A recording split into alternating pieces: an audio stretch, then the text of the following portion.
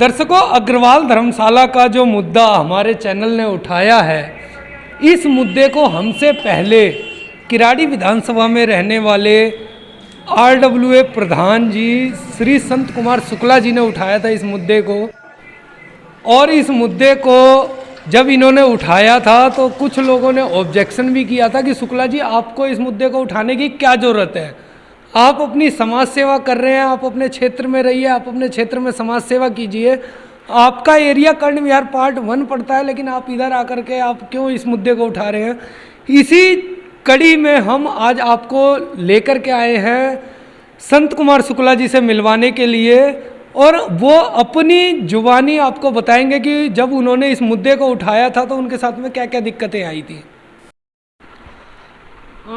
सबसे पहले तो अंकल जी, मैं आपका अपने दर्शकों की तरफ से हार्दिक शुक्रगुजार हूं कि किराड़ी विधानसभा जैसे क्षेत्र में समय समय पर जितनी भी मूलभूत सेवाएं होती है उसके लिए आप हमेशा मुद्दे उठाते रहते हैं। आज हम आपके पास में लेकर के आए हैं अग्रवाल धर्मशाला का मुद्दा, तो आप इस पर हमारे दर्शकों को बताएं कि आपके साथ में क्या क्या दिक्कतें होती है इस मुद्दे को लेकर के। शुक्रिया चंदन जी, मैं सबसे पहले तो आपका धन्यवाद करूंगा जी कि आपने इस गंभीर मुद्दे को लेकर के जी मेरे निवास तक आए जी, और बहुत बहुत धन्यवाद देना चाहूँगा दिल की गहराई से।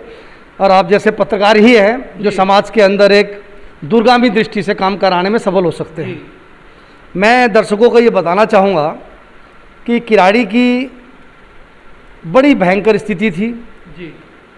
कोविड-19 के बाद जब ये दूसरा दौर चला जी, किराड़ी के अंदर कोविड पेशेंटों की संख्या जरूरत से ज़्यादा बढ़ती चली गई जी। ना संजय गांधी में जा पा रहे थे, ना अंबेडकर में जा पा रहे थे। तो मैंने देखा कि हालात बड़ी दयनीय हैं जी। लोग का डेथ रेशियो बहुत ज़्यादा बढ़ता जा रहा है किराड़ी के अंदर जी।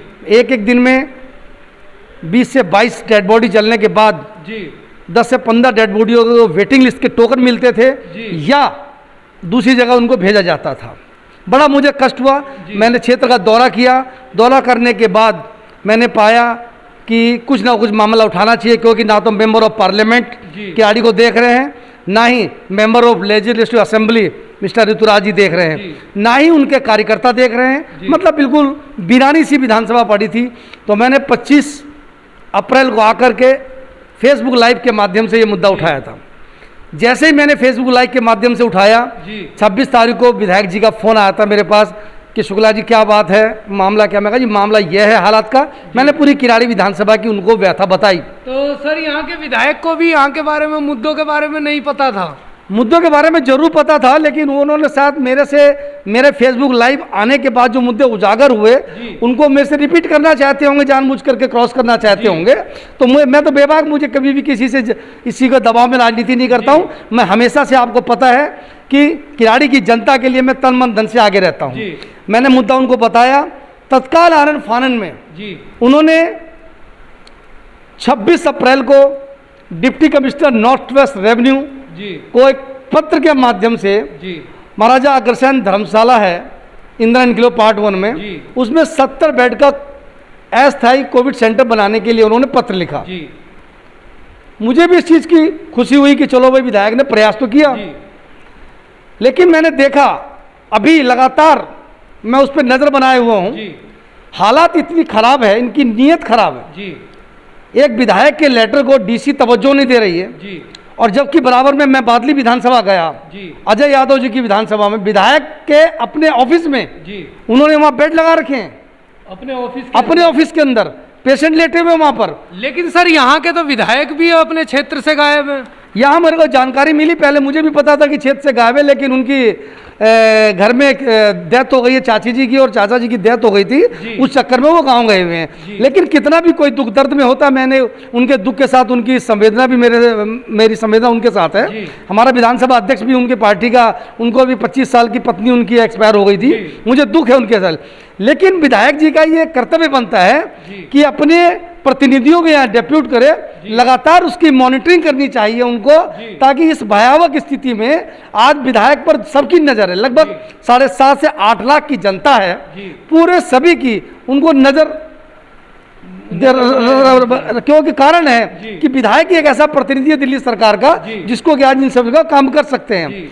लेकिन मैं आपको बता रहा हूँ अग्रवाल धर्मशाला का स्थिति को, मैं गया तो एक दिन देखा कि वही शादी ब्याह का जैसे मंडप का बोर्ड लगा हुआ है वो लगा हुआ है, अंदर मैंने देखा तो कोई व्यवस्था नहीं है। मैंने वहाँ किसी से पूछा, बोला भाई यहाँ ऐसी कोई व्यवस्था नहीं है। लेकिन मैंने एक दिन देखा था कि चैनल के माध्यम से उन्होंने कुछ बिस्तरे उतारने की बात तो करी थी, शायद बिल्डिंग दूसरी या तीसरी मंजिल पे जहाँ भी होगी अग्रवाल धर्मशाला, बेड चले गए हैं। लेकिन दुर्भाग्य देखिए आज कि जहां बादली विधानसभा के अंदर विधायक अपने ऑफिस में बेड लगा के चला रहा है, यहां अग्रवाल धर्मशाला में बेड आने के बाद आज तक कोई भी कोविड सेंटर नाम की चीज नहीं है। इसमें राजनीति के चक्कर है, मुझे लगा है या तो कुछ ना कुछ घटिया सोच का परिणाम है कि किराड़ी विधानसभा की स्थिति बद से बदतर हो जाए। विधायक जी यहाँ है नहीं, जो लोग जिम्मेदार इनके नियुक्त किए होंगे वो उनका इंटरेस्ट नहीं है, या तो लगता होगा जैसे पिछली बार आपने देखा होगा कि दिल्ली सरकार से फूड बांटने का काम शुरू हुआ तो कहीं ना कहीं इसका स्वार्थ होगा तो वो लोग लग गए।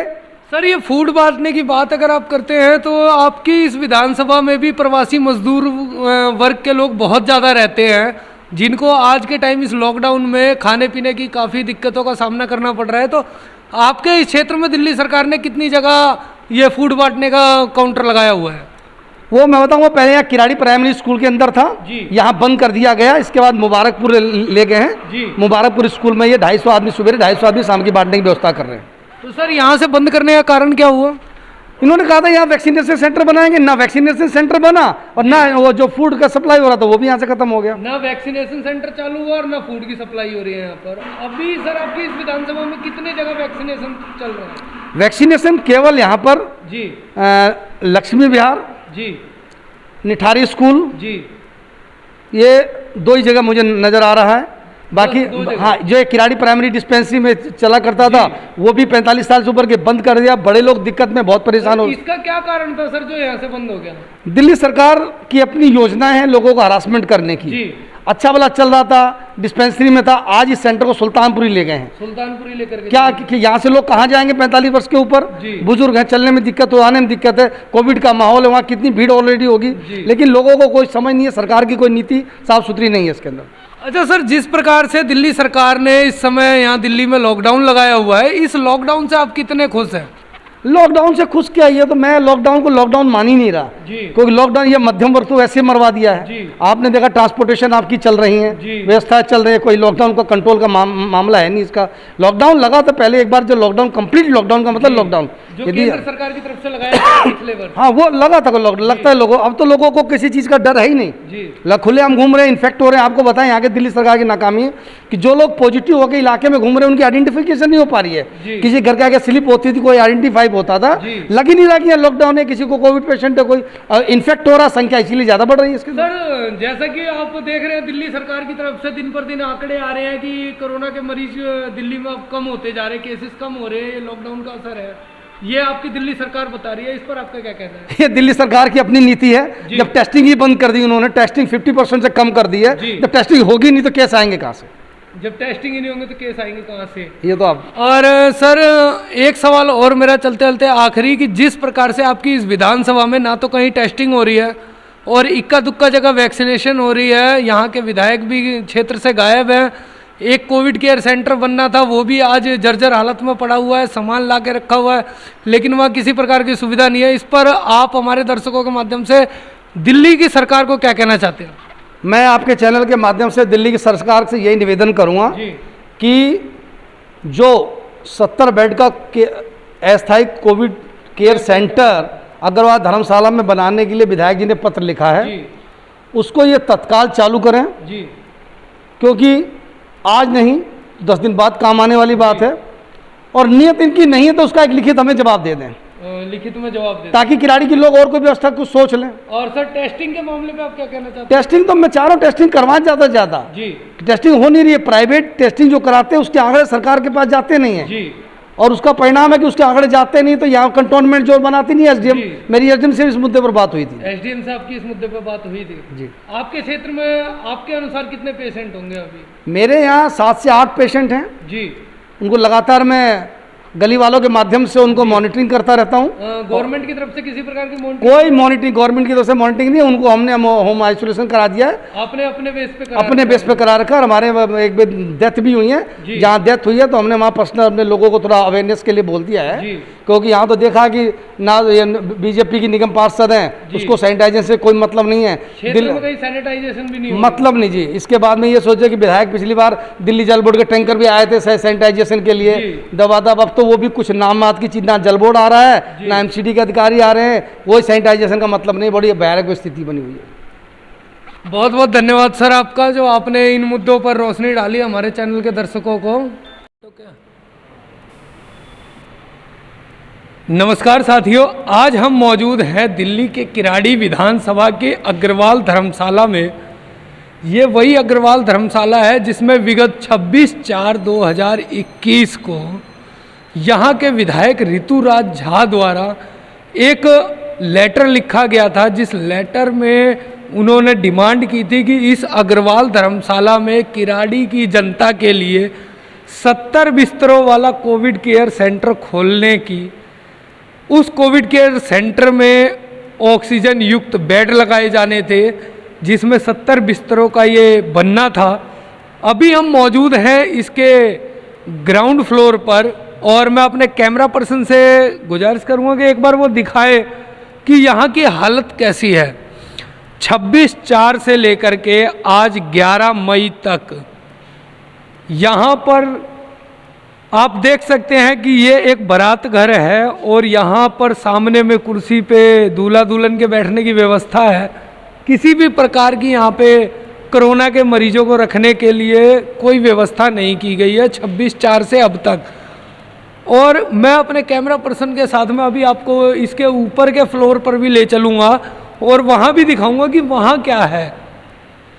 यहाँ पर भी हम अभी फर्स्ट फ्लोर पर आए हैं, और फर्स्ट फ्लोर पर भी किसी भी प्रकार की कोई सुनवाई या सुविधा नहीं है। जैसा कि लोगों को गुमराह करने के लिए लेटर सार्वजनिक किए गए थे, सोशल मीडिया नेटवर्क के द्वारा ये लेटर को यहाँ के विधायक जी के द्वारा पोस्ट किया गया था, और दिखाया गया था कि किस प्रकार से यहाँ पर कार्य करवा रहे हैं वो। और अब हम इसी के साथ में सेकंड फ्लोर पर आपको लेकर के चल रहे हैं। यहाँ बस और बस लिखा पढ़ी की राजनीति की जाती है। इसके साथ ही हम अभी सेकंड फ्लोर पर भी आ चुके हैं, और यहाँ हम आपको दिखाना चाहेंगे कि ये यहाँ कुछ पैक डब्बों में खाली कार्टून रखे हुए हैं। यहाँ किसी भी प्रकार का कोई सामान नहीं है, और कैमरा पर्सन से कहूँगा कि एक बार वो दिखाएं कि ये है क्या चीज़। ये सारे खाली कार्टन रखे हुए हैं।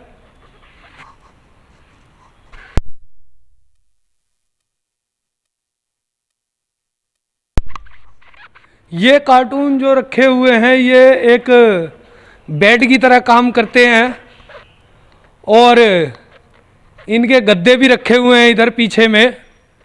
ये सारा दिल्ली गवर्नमेंट की तरफ से सामान आया हुआ था यहाँ पर।